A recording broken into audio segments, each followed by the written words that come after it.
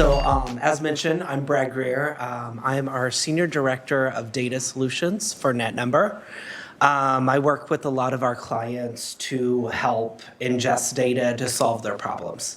So today I'm actually going to be talking to you about not only phone intelligence, which is what netnumber is, our data services are designed to do, but I'm also going to be talking about the identity ecosystem and how data is collected and harvested. I have about a 17-year background in identity data. I've worked for all different sorts of companies, and I really started in data at a time that everything was becoming digital online. The world has changed.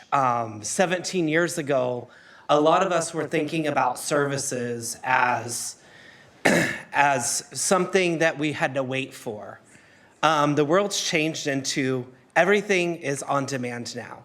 And the data, especially front and center of identity, really is part of that demand, right? We need that data to fuel the technology that streamlines communications, that puts together all of these different components about how we are, who we are, and how we establish trust in the ecosystem.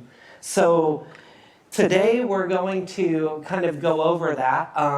I think I'm the ugliest thing that we'll be talking about today, but if you get freaked out by some of the identity elements that are being harvested about you, by all means, we can talk about it all day long. So I wanted to start with just the ecosystem overview and really the data elements that are out there in the world.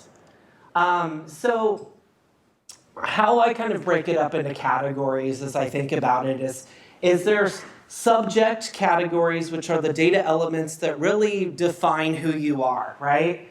And then there's time-based categories, and it looks like we've got a little messy with slide conversion. I do apologize for that. But on the subject side, any of that information that you think about, like a national ID, a birth date, an account number, a name, a passport number, anything like that is really your core anchor on your identity, right? And then you have things that are associated with that, like contact information, like you have a phone number, an address, or an email. And then on the right side, you have time-based information, right? Text messages, clicking an ad, an app, some sort of download that happens, anything to where you think about an associated timestamp is kind of a category of a behavior. And then you have life events. We all get married. Some of us get divorced. Some of us die. Some of us have children, right? Or have children. So all of those different things are life events. So when you think about the categories, there's actually two sides of your identity going on. It's that core anchor information about you. And then you have time-based activity, which are all the wonderful things like sending a text message, making a call, receiving any of that information. So really, all of this makes up you as an individual in your DNA, where you go, how you do everything. All of this data is out there about you. So really, to talk through that, I wanted to talk about the contact information. That's what almost everybody in this room really has experience in, right? Telecommunications, how we engage, how we communicate. Really talking through that, I wanted to talk about how the phone number is front and center in today's world. We do everything from our phone, right?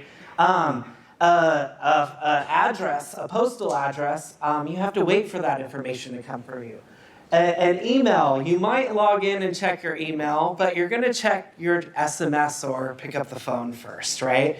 So phone is right there as a core fundamental element that helps track and maneuver where you go in real time. So I wanted to talk about that from an identity aspect of accuracy, right?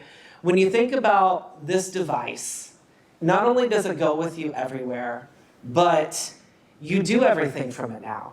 You order your food, you log into an app to check what time your flight's leaving. You do every single thing possible in your phone today. That means that all of those time-based events that I showed on the last slide are all out there about you, right? So I wanted to stress kind of how that's the only real-time indicator that you go from your online ID, right, to getting over into the time-based material about you. So being that the phone is really going with you everywhere, this leads into data collecting and harvesting, right? We've all experienced or seen some sort of information around this, right, in our day-to-day lives. I wanted to kind of talk about at a high level. When you think about this, there's been a lot of studies done all throughout history, right, to where the world, people only retain about 10% of what they hear. 20% of what they read and 80% of what they see. Well, with identity data and data being stored about you, most of it runs behind the scenes. You don't see or hear anything around this, right? So it's really easy that as you continue to go through the path, you don't really realize what's being collected or harvested about you. So what I wanted to share with you is I wanted to share with you a very basic example of this, of how your data is being harvested. So this is a normal flow. All of us visit a website. We provide information, whether it's to receive an incentive, whether it's to register an account, whether it's to do something in our everyday life. As a consumer or as an individual or even an organization, we all want to see everything on demand in real time, right? Well, we provide that information, whether it's a cell phone, whether it's an email address. And then we do whatever the transaction is, right? We pay for the service, we order, we add to cart, whatever it is we do. And then step 4, really, we receive the service. Well, all of that data is being stored about us, right? It can be used for marketing purposes earlier on in 1 or 2, right? And 3 or 4, it becomes more authoritative with transactions. But if you look over to the right side here, this is just some of the general information that's being harvested about you. The only way to really know what the company is storing about you is really to look through and review their privacy notices. So many companies you've given them consent and permission to do certain things with your data, right? Some of that is marketing purposes, sharing through an approved third-party network. All of these different things are how your information is getting out there. And you almost have to agree to it if you want to transact and you want to live in that on-demand world, right? So really, this is one of the biggest ways that information gets out there. Now, there are some pitfalls to that, right? We don't always know if the companies that we're working with, their servers are safe, right? I mean, anybody can be breached at any time. In fact, in cybersecurity world, only about 20% of the breaches actually are reported and identified per some of the major cybersecurity firms out there. So really, when you think about all of that, your data is really out there. It's in everything that you do. So that's just important to think about how big the world is with those identity elements that I shared with you earlier. So really, I wanted to talk about, in addition to that, there's a lot of probing tactics going on. So when you think about the story of all your information being out there and you sign up for services, there's all of those privacy clauses. There's actually about 4 different areas to where fraudsters and people looking to do different activities with your data really enable services. So you have social media baiting. So sometimes what happens on the web is you'll receive a bogus friend request, whether it's Facebook, whether it's even LinkedIn. You'll receive a request from somebody posing to be someone else. The reason why they're doing that is they want to obtain additional access about your information, right? That's just one example of probing tactics. What happens is if you accept that request, it might not necessarily be the end user wanting to do anything ill will in real time about you, but they're wanting to validate through that time-based scenario that I showed you on the first slide. Then you have something that's going on near and dear to our hearts called text scams, right? We all get those texts. We get a text from someone posing as our CEO and telling us to drop everything and go buy a gift card. Or our package is received, click on this link. If you click on that link, you are actually baiting yourself to validate your time-based information that's associated with your identity. So that's another example of how data is being harvested. Then you have phone scams. If you pick up the phone and there is somebody calling you and telling you, oh, hey, I'm with your financial services company and I can save you 13% right now on your credit card rate. By you giving additional information, you're helping in a time-based scenario of validating not only your identity information, but your account information, right? And some of your behaviors or life events. And then we have fake app downloads, which is becoming more popular through both Android and Apple, to where it will look like a completely valid app that you download in real time. Well, we know when we think about downloading an app in real time, we're giving out our email address, we're giving out some of our contact information, right? And we're going through the process and we expect to receive something on demand in real time, whether it's as easy as a game, I'm bored, I'm waiting in the airport, or it could be something else. I'm opening an account and you're sharing even additional layers of information. All of this is starting to come about and be a more common trend. Another one is email baiting. If you receive an email from Netflix, so many of us have Netflix, you might see an email like this, try your payment again. Well, what that might do is it might take you to a bogus website and you're giving now somebody probing or baiting you additional payment information to not only conduct something against you, but also to validate basically on a time-based event, right? That you are who you are, and here's some additional information about you. So the important thing to think about with all these probing tactics and everything going on in the digital identity world is that just because you give this information doesn't mean that somebody's going to immediately take advantage of you. They're storing that data. They're using that time-based data to figure out whether or not you are a qualifiable candidate for fraud. And they're figuring out when is the best time through AI to conduct fraud against you. So it's important to kind of step back and start thinking about those step-by-step processes of everything that you do online or what you see online and how it relates to your identity. So don't freak out too much. I mean, I'm explaining some of the bad. The conclusion is fraud is everywhere.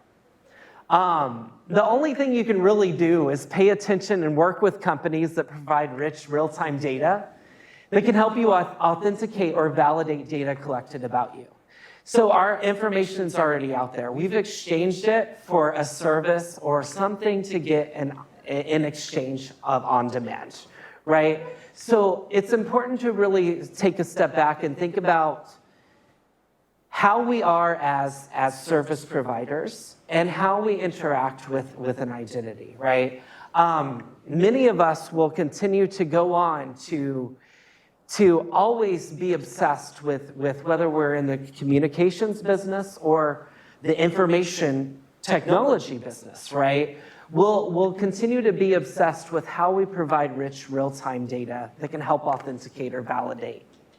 So it's really important for us to think about those data elements front and center and the communication data that supports that. So I wanted to talk a little bit, the theme today really, about, personal data and organizational data is there's a common trend, it's trust. We know all of this information's out there about us, right? I wanted to talk a little bit about phone intelligence and how it's the strongest defense. As I alluded to that, our communications devices are probably the strongest thing that we use in real time, right? So phone intelligence is front and center of that. Here's an example of a journey with all of that.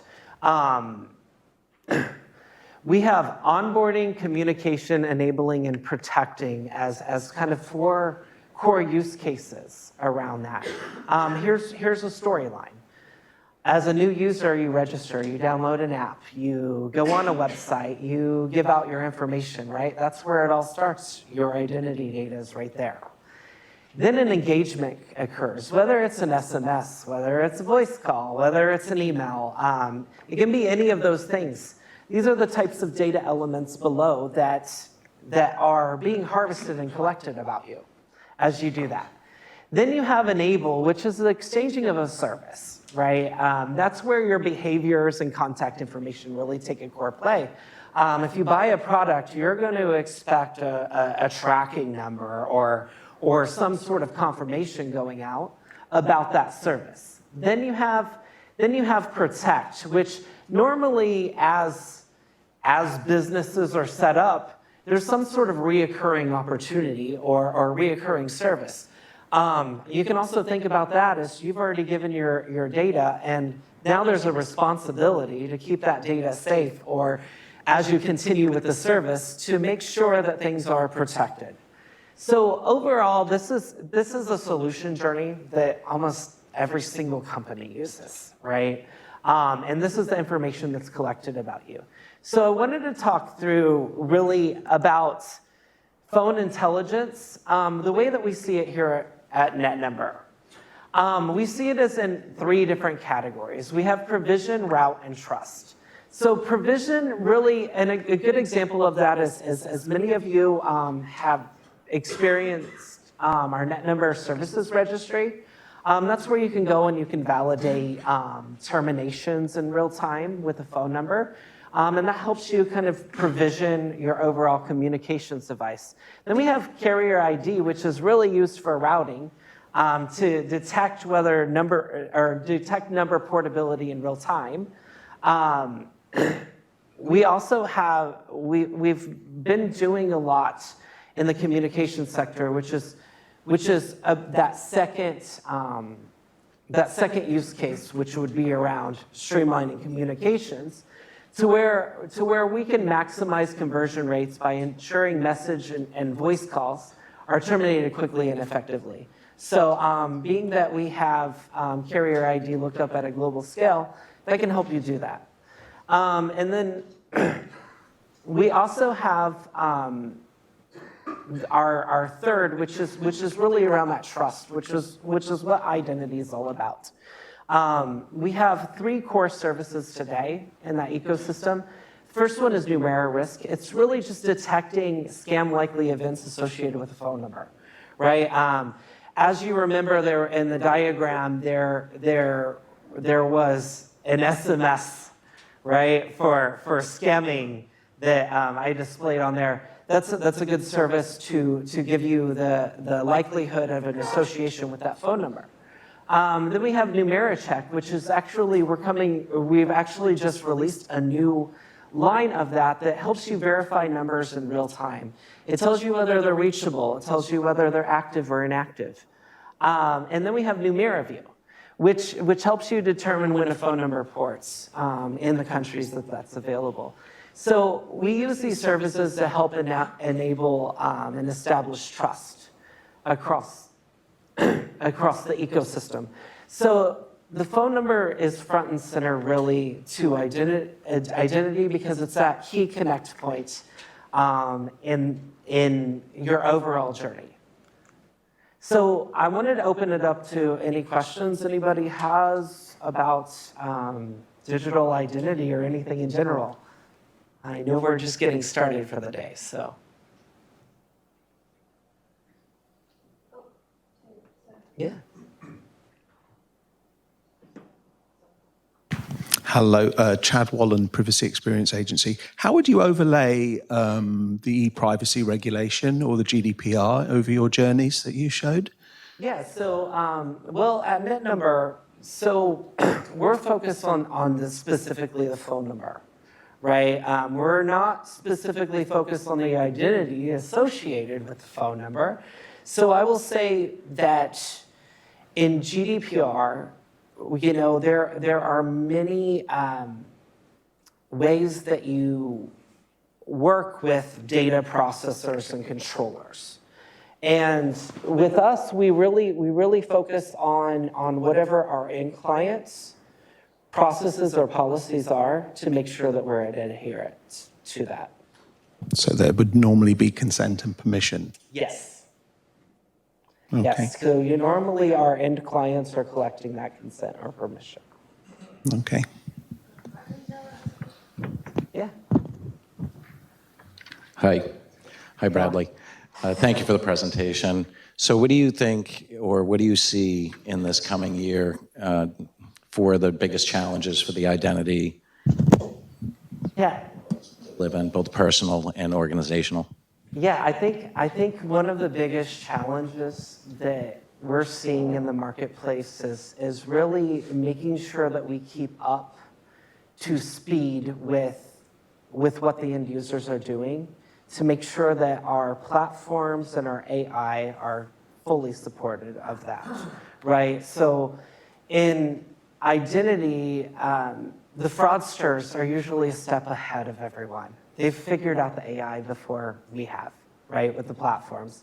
And I think this year it's really making sure that we have the data available that's happening and being captured in real time to get to it before the fraudsters do. I mean, that's been an increasing challenge every single year that this has emerged, right? The technology keeps moving faster and faster and faster, and not always the data to support the technology. Thank you. Yep. Yeah. Oh, yeah. So no more questions, but Andrew. So recently in London, there's been a spate of incidents in which people on bicycles have snatched phones out of people's hands and gained control of unlocked devices, whereupon they've then seized control of the person's identity. Yep. How do you protect people against the theft or loss of their personal device? Oh, that's a tough one, because with everything that a phone does now, your passwords are in there. Everything is in that device, right? I think the most important thing to acknowledge is typically when someone loses the phone, they're going to contact their carrier, right? And they're going to say, look, I lost my device.